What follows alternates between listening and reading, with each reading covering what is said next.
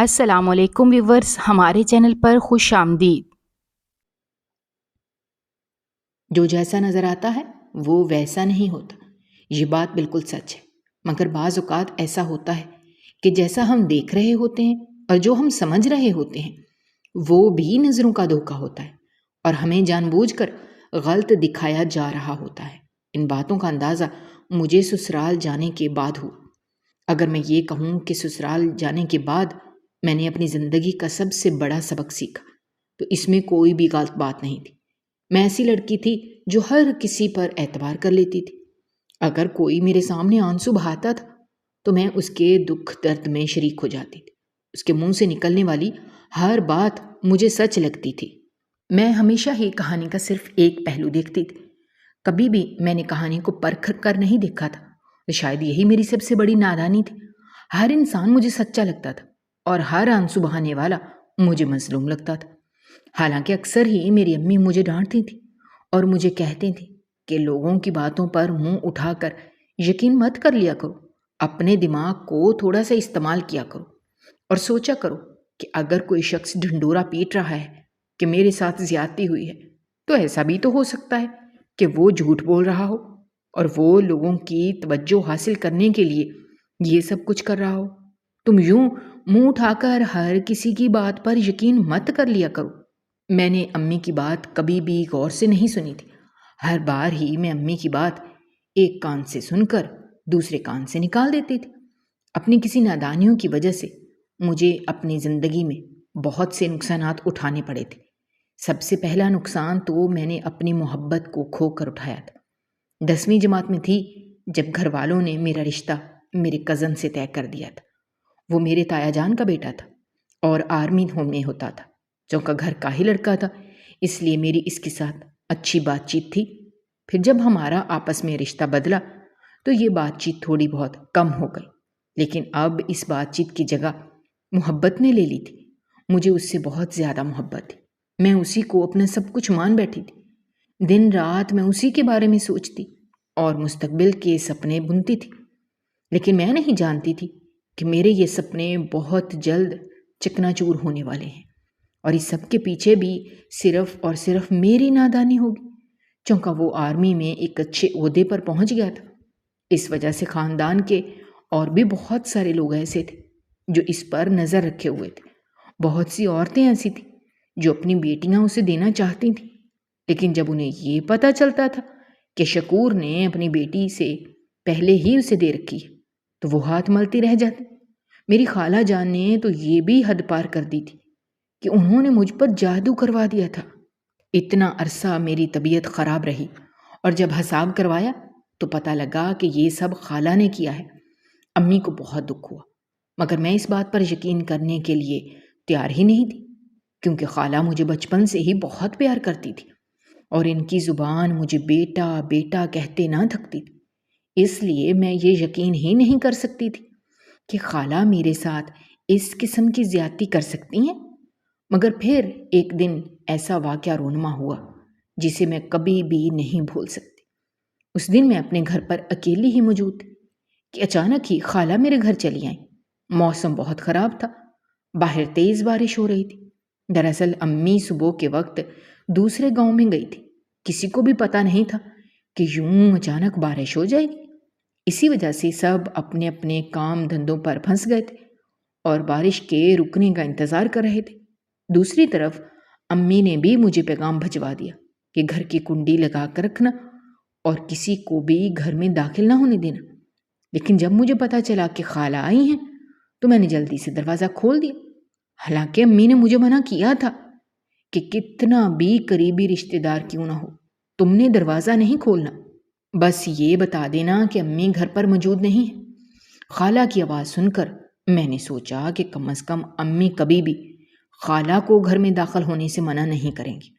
ایک اور بات میں آپ لوگوں کو بتاتی چلوں کہ میری خالہ میری سگی خالہ نہیں تھی، بلکہ وہ امی کی دور کی کزن تھی۔ چونکہ میری امی کی کوئی بہن نہیں تھی، اسی لیے وہ انہیں اپنی بہن سمجھتی تھی۔ خالہ کے ساتھ ایک نوجوان لڑکی کو دیکھ کر میں حیران رہ گئی اور خالہ سے پوچھنے لگی کہ یہ کون ہے؟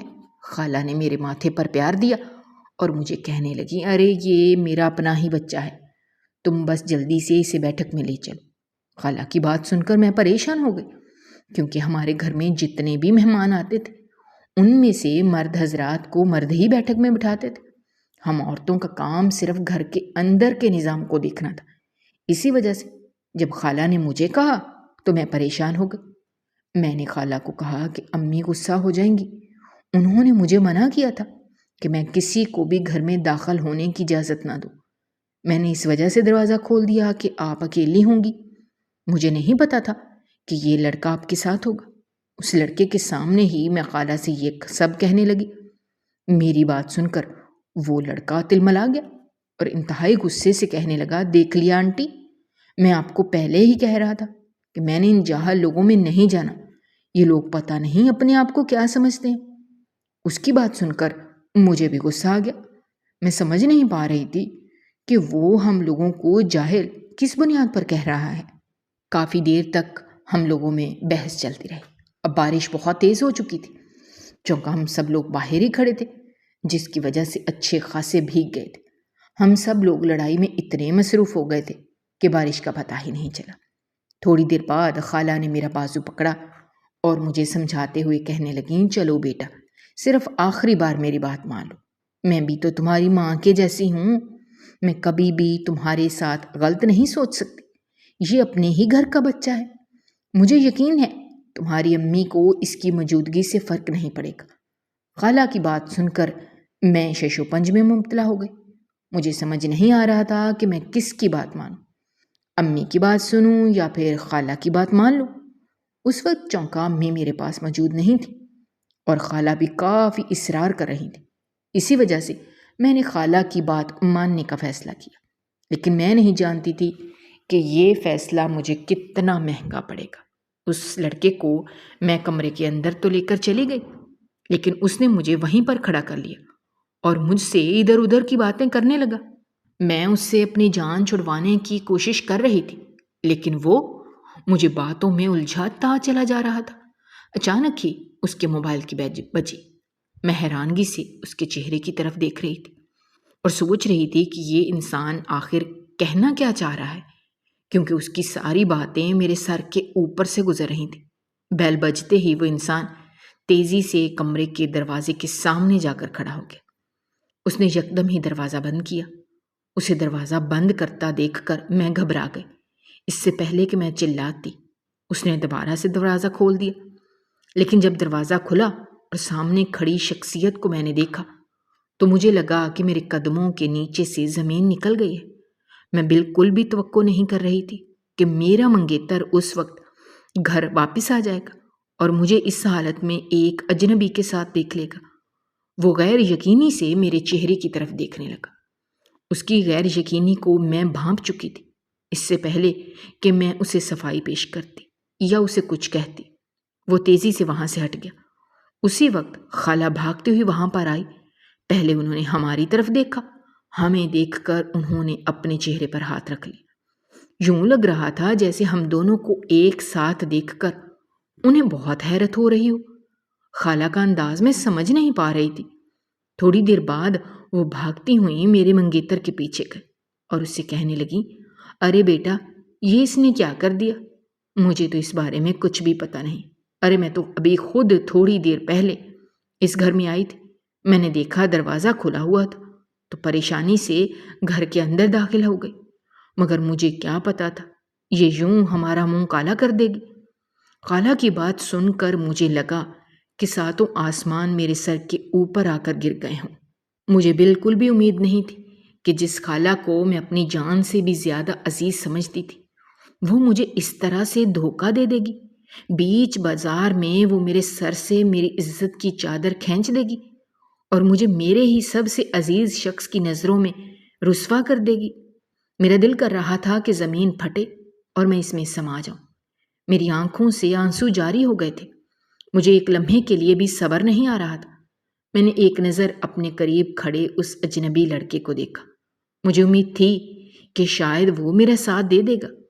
اس کے چہرے پر اس وقت ایک بہت ہی عجیب و غریب مسکراہٹ پھیلی ہوئی تھی۔ اس نے اپنی جیب سے پیسے نکالے۔ وہ ہزار ہزار کے کئی نوٹ تھے۔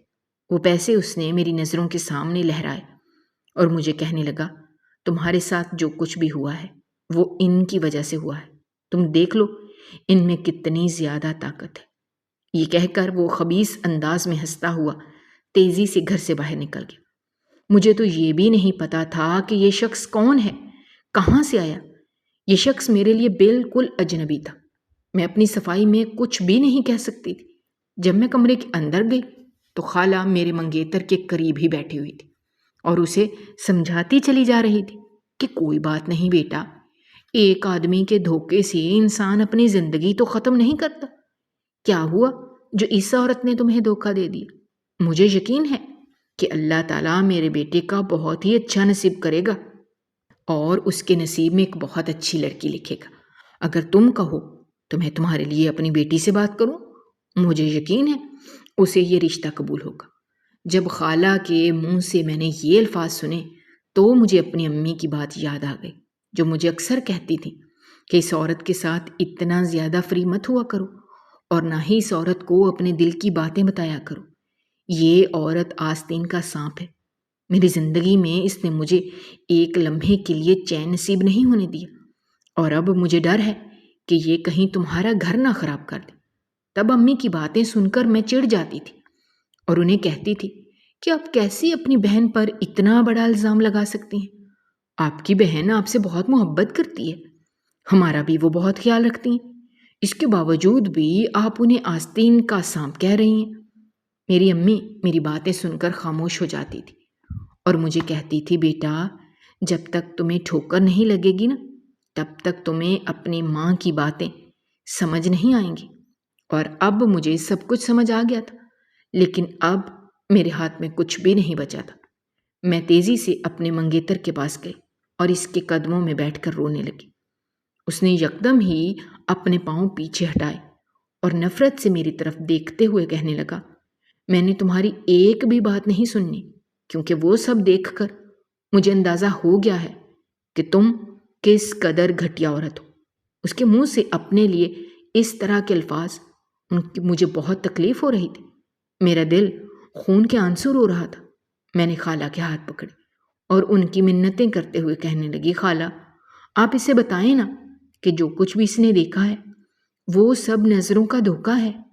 حقیقت میں ایسا کچھ بھی نہیں ہوا، بلکہ اس لڑکے کو تو آپ اپنے ساتھ لائی تھی، اور مجھے یہ بھی۔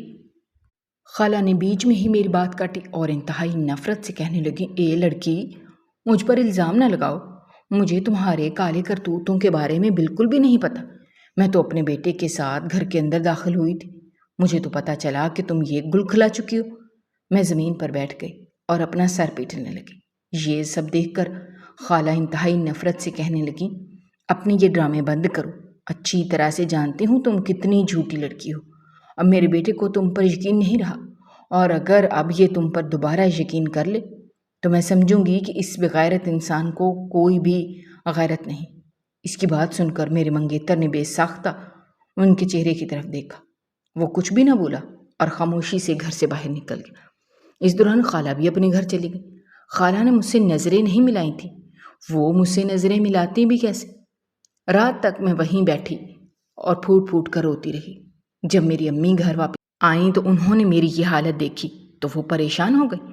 وہ تیزی سے میرے پاس آئیں اور مجھ سے پوچھنے لگیں کہ کیا ہو گیا ہے، تم اتنے برے طریقے سے کیوں رو رہی ہو؟ امی کی بات سن کر میں ان کے گلے لگ گئی اور اپنے اوپر بیتی ہوئی داستان انہیں سنا دی۔ میری امی ساکن ہو گئی۔ میں نے امی کو جھنجھوڑا اور انہیں کہا، امی میری بات کا یقین کرنے، میں سچ کہہ رہی ہوں، میں نے کچھ بھی نہیں کیا۔ آپ اچھی طرح سے جانتی ہیں مجھے کہ میں آپ کی عزت پر کبھی بھی آنچ نہیں آنے دے سکتی۔ میری بات سن کر امی نے تیزی سے مجھے پیچھے کی طرف دھکا دیا اور مجھے کہنے لگی، جب میں نے تمہیں ایک بار سمجھایا تھا کہ اس عورت سے دور رہو تب تم نے میری بات کیوں نہیں مانی؟ چلو تم سے یہ غلطی ہو گئی، تمہیں اپنی خالہ کی محبت سچی لگی، لیکن جب میں نے دوبارہ تمہیں یہ کہا کہ کچھ بھی ہو جائے گھر کا دروازہ نہیں کھولنا، تو کیوں کھولا گھر کا دروازہ؟ اب تمہاری وجہ سے نہ صرف تمہاری زندگی برباد ہوگی بلکہ اس کے ساتھ ساتھ تمہارے باقی بہن بھائیوں کی زندگیوں پر بھی داغ لگنے والا ہے۔ امی کی بات سن کر میں نے تیزی سے نفی میں سر ہلایا اور انہیں کہا کہ فکر مت کریں، ایسا کبھی بھی نہیں ہوگا۔ پھر میں اپنے منگیتر کے پاس چلی گئی۔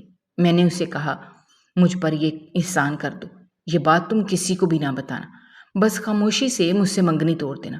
میری بات سن کر اس نے شکایتی نظروں سے میری طرف دیکھا اور مجھے کہنے لگا، تو پھر تم نے قبول کر لیا ہے کہ جو کچھ بھی ہے وہ سچ ہے؟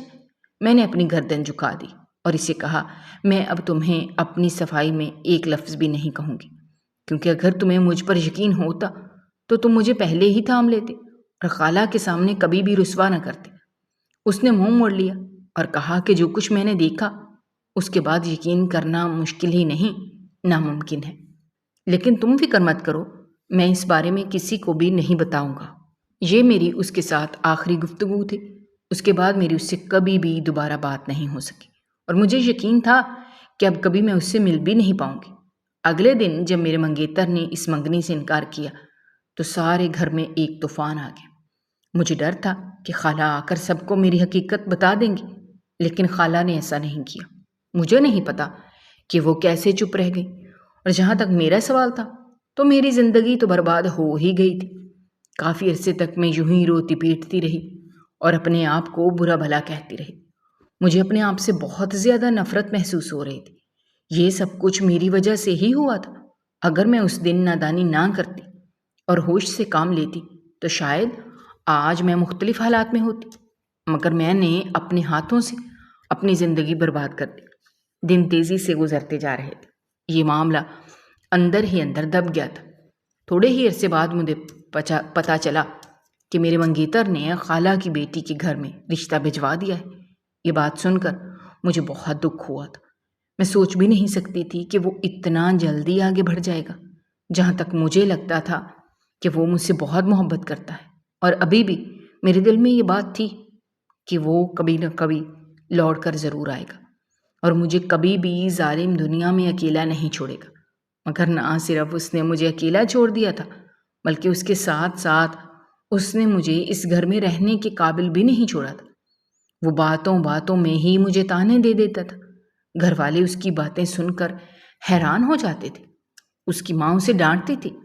اپنی ماں کی ڈانٹ سن کر وہ عجیب سی ہنسی ہنس دیتا اور ماں کو کہنے لگتا، ارے ماں، آپ کو اس دنیا کے بارے میں نہیں پتا اور نہ ہی آپ کو اس دنیا کی حسیناؤں کے بارے میں پتا ہے۔ یہ کس قدر ظالم ہوتی ہیں۔ پہلے یہ اپنے پیار کے جال میں پھنساتی ہیں، اور جب انسان اپنا سب کچھ مان لیتا ہے تو وہ اس طرح ان کے دل پر وار کرتی ہیں کہ انسان کبھی بھی سانس لینے کے قابل بھی نہیں رہتا۔ اس کی ماں اس کی باتیں سن کر جب تھک گئی تو ایک دن مجھ سے پوچھنے لگی اور کہنے لگی، بیٹا، نہ جانے کیوں مجھے اس کی باتیں سن کر یوں لگتا ہے جیسے تم نے اس کے ساتھ کسی قسم کی کوئی زیادتی کی ہے۔ جہاں تک میں اپنے بچے کو جانتی ہوں، میرا بچہ بہت صبر والا ہے۔ یہ نہ تو بغیر کسی وجہ کے کسی پر الزام لگاتا ہے اور نہ ہی کسی کو برا بھلا کہتا ہے، مگر ان دنوں میں دیکھ رہی ہوں کہ وہ تمہیں دیکھ کر عجیب و غریب باتیں کہہ رہا ہے۔ ان کی بات سن کر میں پریشان ہو گئی۔ مجھے سمجھ ہی نہیں آیا کہ میں انہیں کیا کہوں۔ میرے بیٹے کی پسند کی ہے۔ اس نے آپ کی بیٹی کو ایک دن کنویں کی طرف جاتے ہوئے دیکھا تھا۔ اسی دن میرا بیٹا اپنا دل آپ کی بیٹی کو دے بیٹھا۔ انہوں نے یہ بات بہت ہی جوش سے کہی تھی، جبکہ ہمارے خاندان میں اس طرح کی باتوں کو معیوب سمجھا جاتا تھا۔ میں نے بے ساختہ امی کے چہرے کی طرف دیکھا۔ امی مسکراتے ہوئے اس عورت کو دیکھ رہی تھی۔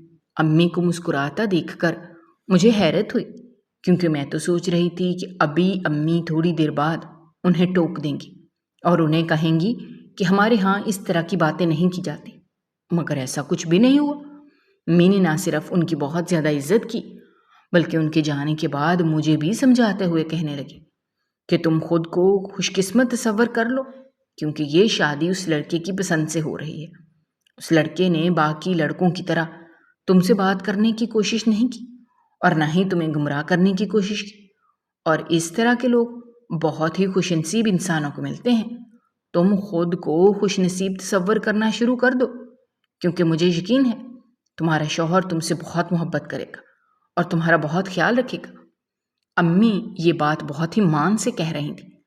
امی کی بات سن کر چند لمحوں کے لیے تو میرا دل بے مطمئن ہو گیا تھا، لیکن میرا یہ سکون زیادہ عرصے تک برقرار نہیں رہ سکا، کیونکہ اب میرا منگیتر مجھے دھمکی دینے لگا تھا۔ وہ مجھے کہنے لگا تھا کہ تم کس طرح سے رشتہ توڑ دو، ورنہ میں تمہارے سسرال والوں کو تمہاری حقیقت کے بارے میں بتا دوں گا۔ جس دن اس نے مجھ سے یہ بات کہی میں بہت زیادہ پریشان ہو گئی۔ میں نے اس کی منتیں کی، اسے سمجھانے کی کوشش کی، لیکن وہ میری کوئی بھی بات سمجھنے کے لیے تیار نہیں تھا۔ میں نے غصے میں اس سے کہا کہ خود تو تم نے تیسرے ہی دن منگنی رچا لی تھی، اب اگر میں شادی کے بارے میں سوچ رہی ہوں تو اس میں کیا غلط ہے؟ اس سے پہلے کہ وہ مجھ پر ہاتھ اٹھاتا، جانے میری امی وہاں پر آ گئی۔ اس دن میری امی نے اسے اتنا ذلیل کیا کہ اس نے دوبارہ کبھی سر اٹھا کر میری طرف نہیں دیکھا۔ مجھے بھی خوشی تھی کہ امی نے اسے اس کی اوقات دکھا دی، کیونکہ اب وہ حد سے زیادہ بڑھنے لگا تھا اور مجھے اس کا حد سے زیادہ تجاوز کرنا بالکل بھی پسند نہیں آیا تھا۔ دوبارہ اس نے کبھی بھی میری طرف نظر اٹھا کر نہیں دیکھا۔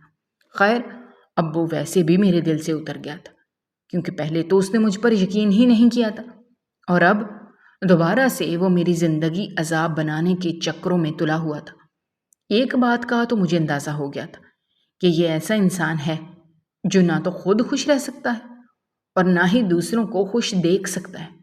دن تیزی سے گزرتے جا رہے تھے اور پھر ایک دن میں دلہن بن کر اپنے سسرال چلی آئی، لیکن یہاں آ کر مجھے جس بات کا اندازہ ہوا وہ بات میرے لیے بالکل بھی قابل قبول نہیں تھی۔ یہاں پر اتنا زیادہ سخت ماحول تھا کہ مجھ سے سانس لینا بھی دشوار ہو گیا تھا۔ میری ساس بہت ہی سخت عورت تھی۔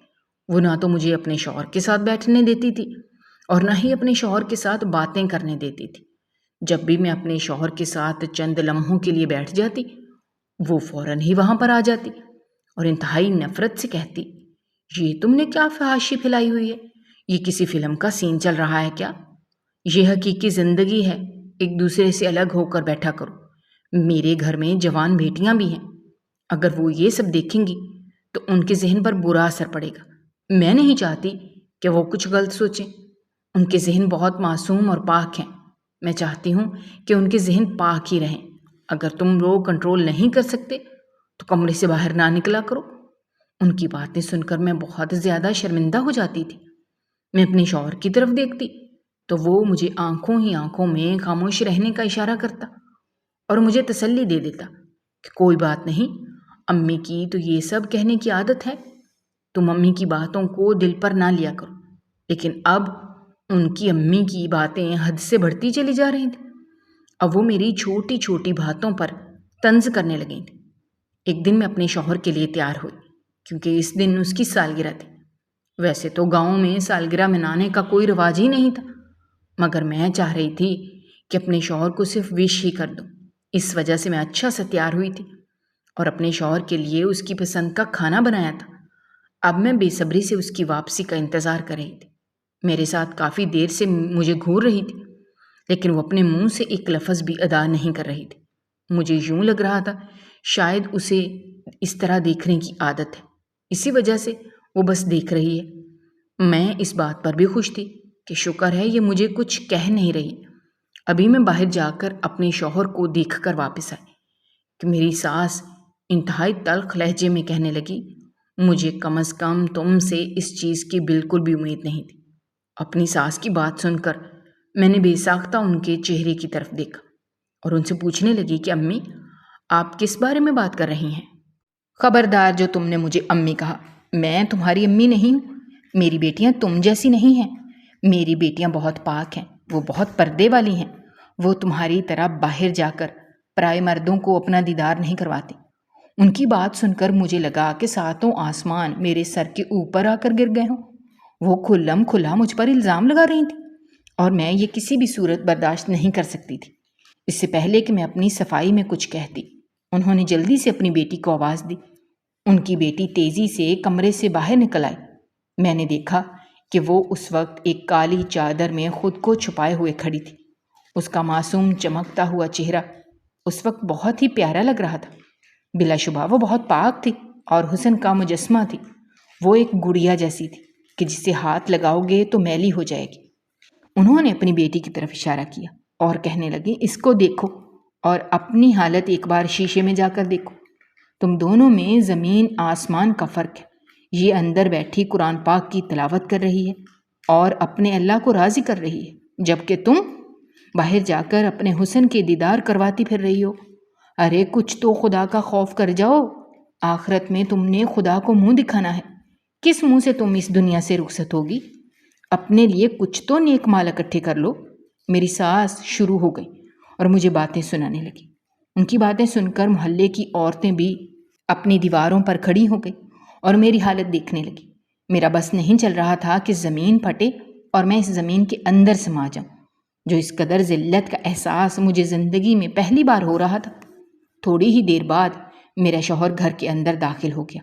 اس نے جب اپنی ماں کو یہ سب کرتے ہوئے دیکھا تو وہ غصہ ہو گیا اور اپنی ماں کو خاموش کرواتے ہوئے کہنے لگا، خدا کے لیے امی خاموش ہو جائیں، یہ کس طرح کی باتیں کر رہی ہیں؟ اور آپ نے یہ کیوں تماشا لگایا ہوا ہے؟ سارے محلے والے دیکھ رہے ہیں۔ بیٹی کی بات سن کر وہ آپے سے باہر ہو گئی اور کہنے لگی، ارے دیکھتے ہیں تو دیکھیں، میں کون سا کوئی غلط بات کر رہی ہوں، میں تو سچ بول رہی ہوں۔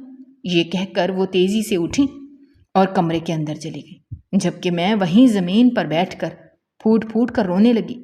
مجھے اس وقت بہت زیادہ شرمندگی کا احساس ہو رہا تھا، سمجھ نہیں آ رہی تھی کہ میں کیا کروں۔ شوہر میرے پاس بیٹھا اور مجھے تسلی دیتے ہوئے کہنے لگا، تم فکر مت کرو، ماں کی باتوں کو زیادہ سیریس نہ لیا کرو، تمہیں پتہ ہے ماں کی تو عادت ہے۔ میں کب سے یہی سن رہی ہوں کہ آپ کی ماں کی عادت ہے، آپ اپنی ماں کو بتائیں کہ یہ عادت ختم کر دے، ورنہ میرا یہاں رہنا مشکل ہو جائے گا۔ اگر آپ کی ماں نے مجھے دوبارہ اس طرح کی باتیں سنائیں تو اب میں یہ گھر چھوڑ کر چلی جاؤں گی۔ یہ کہہ کر میں بھاگ کر اپنے کمرے میں گئی۔ اس دن کے بعد سے میری ساس نے مجھ سے ضد باندھ لی۔ اب وہ میرے ساتھ بہت ہی برا سلوک کرتی تھی، سارے گھر کے کام مجھ سے کرواتی اور انتہائی نفرت سے مجھے مخاطب کرتی تھی۔ میں سوچ بھی نہیں سکتی تھی کہ وہ اتنی ظالم عورت ہو سکتی ہے۔ اب تو وہ مجھ پر ظلم بھی کرتی تھی۔ ایک دن میری طبیعت بہت خراب تھی، مجھے شدید بخار تھا، مجھ سے چارپائی سے اٹھا بھی نہیں جا رہا تھا۔ اس ظالم عورت نے اس دن نہ صرف مجھ سے تمام گھر کی صفائیاں کروائیں بلکہ اس کے ساتھ ساتھ مزدوروں کے لیے کھانا بھی بنوایا۔ جب میں رات کے وقت اپنی چارپائی پر گئی تو میری کمر بہت بری طرح سے ٹوٹ رہی تھی۔ اس دن میرا شوہر بھی گھر پر موجود نہیں تھا۔ میں اپنے شوہر کو یاد کر کے رونے لگی۔ میں نے اپنے ماضی پر ایک نظر ڈالی۔ میرا ماضی اس سے بھی زیادہ تکلیف دہ تھا۔ مجھے یوں لگ رہا تھا جیسے میرے نصیب میں یہ تکلیفیں کبھی دور نہیں ہوں گی، بلکہ ہمیشہ آزمائشوں کا سامنا مجھے کرنا پڑے گا۔ وہ پوری رات میں روتی رہی اور اللہ تعالیٰ سے دعائیں مانگتی رہی کہ کسی طرح اس عورت سے میری جان چھوٹ جائے یا پھر اس عورت کو ہدایت مل جائے۔ اگلے دن مجھ سے اٹھا ہی نہیں گیا کیونکہ میری حالت بہت بری تھی۔ شکر تھا کہ اس دن اس نے مجھے کچھ بھی نہیں کہا اور مجھے آرام کرنے دی، لیکن اس دوران اس ظالم عورت نے مجھے کھانے کے لیے ایک نوالا بھی نہیں دیا۔ وہ پورا دن میں بھوکھی ہی رہی۔ رات کے وقت بھی میں نے کچھ نہیں کھایا تھا۔ شام کے وقت جب میرا شوہر گھر کے اندر داخل ہوا تو میری حالت دیکھ کر پریشان ہو گیا اور مجھ سے پوچھنے لگا، کیا ہو گیا ہے؟ تم نے اپنا کیا حل بنایا ہوا ہے؟ اس کی بات سن کر میں نے روتے ہوئے اس کے ماں کے سلوک کے بارے میں بتا دیا۔ میری بات سن کر اس نے مجھے سینے سے لگا لیا اور مجھے تسلی دیتے ہوئے کہنے لگا، فکر مت کرو، اب میں واپس آ گیا ہوں، اب تمہارے ساتھ ایسا دوبارہ کبھی بھی نہیں ہوگا۔ میری پیاری بیگم، مجھے معاف کر دو، مجھ سے غلطی ہو گئی۔ مجھے تمہیں اکیلے چھوڑ کر نہیں جانا چاہیے تھا۔ مجھے دیکھنا چاہیے تھا کہ ان دنوں تمہاری امی کے ساتھ لڑائی چل رہی ہے، لیکن تم اب فکر مت کرو، اب میں اپنی پیاری بیوی کو ایک بھی تکلیف برداشت نہیں کرنے دوں گا۔ آؤ، میں اپنی بیوی کے سامنے ڈٹ کر کھڑا ہو جاؤں گا۔ وہ بہت ہی پیار سے مجھے منا رہا تھا اور مجھے تسلی دے رہا تھا۔ میں شکر ادا کر رہی تھی کہ مجھے اتنا اچھا شوہر ملا ہے، کیونکہ اگر یہ مجھے نہ ملتا تو شاید اس قدر تنگی والے ماحول میں سانس لینا بھی مجھ سے دشوار ہو جاتا اور میں زیادہ عرصے تک یہاں پر زندہ نہ رہ سکتی۔ میں نے اپنے شوہر کو معاف کر دیا۔ تھوڑی ہی دیر بعد وہ مجھے باہر سے اٹھا کر اندر لے آیا، جہاں پر وہ ماں بیٹیاں آپس میں بیٹھی باتیں کر رہی تھیں۔ ہمیں دیکھ کر وہ یکدم ہی خاموش ہو گئی۔ اس دن میری ساس نے ہم دونوں کو ایک ساتھ دیکھ کر کچھ بھی نہیں بولا تھا۔ شاید وہ جانتی تھی کہ اگر اب اس نے دوبارہ سے یہ بات کہی تو اس کا بیٹا بول پڑے گا کیونکہ جب ہمیں اپنے شوہر کو اپنی ساس کی شکایت لگا رہی تھی تب مجھے یوں محسوس ہوا جیسے کوئی پیچھے کھڑا ہمیں سن رہا ہو۔ میں نے گردن موڑ کر دیکھا تو وہاں پر میری نند کھڑی ہمیں سن رہی تھی۔ یقیناً اسی نے اپنی ماں کو سب کچھ بتا دیا تھا، اسی لیے اس کی ماں نے چپ رہنے کا فیصلہ کیا تھا، اور یہ فیصلہ اس کے لیے بہت ہی اچھا ثابت ہوا تھا۔ میں نہیں جانتی تھی کہ اگلے دن ان لوگوں کا پول کھلنے والا ہے۔ دراصل اگلے دن میری ساس ایک ضروری کام سے دوسرے گاؤں گئی۔ پیچھے اس کی بیٹیاں انتہائی خوبصورتی سے تیار ہو کر گھر سے باہر نکلیں۔ نہ تو ان کے سر پر دوپٹے تھے اور نہ ہی ان کی آنکھوں میں حیا تھی۔ ان کو دیکھ کر گھر میں پریشان ہو گئی، جبکہ میری طرف دھیان دیے بغیر ہی وہ تیزی سے گھر سے باہر نکل گئی۔ شام کے وقت میں اپنی پڑوسن کے گھر گئی ہوئی تھی، وہ میری اچھی دوست بھی تھی۔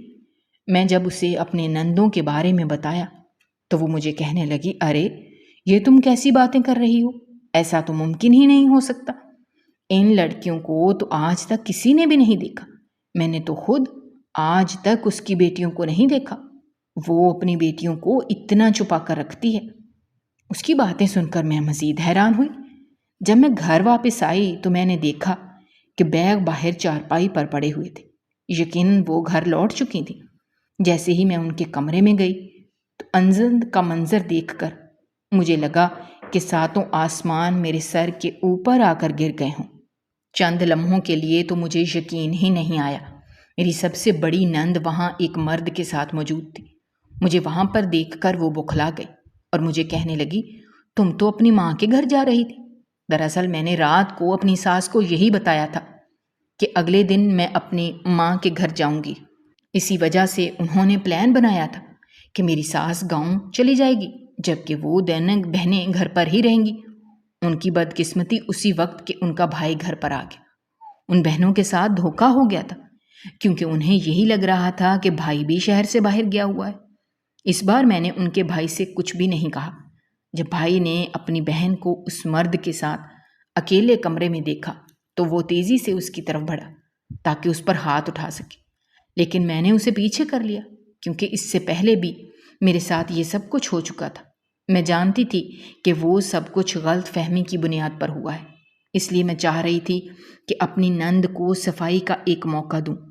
تھوڑی دیر بعد میری ساس اندر داخل ہوئی۔ جب اس نے اپنی بیٹی کی یہ حالت دیکھی تو وہ اپنا سینہ پیٹنے لگی اور کہنے لگی، میں نے ان کو گناہ سے روکنے کی ہر ممکن کوشش کی لیکن انہوں نے میرا منہ کالا کروا دیا۔ مجھے اندازہ ہو گیا کہ ابھی ہم جو کچھ دیکھ رہے ہیں وہ بالکل سچ ہے۔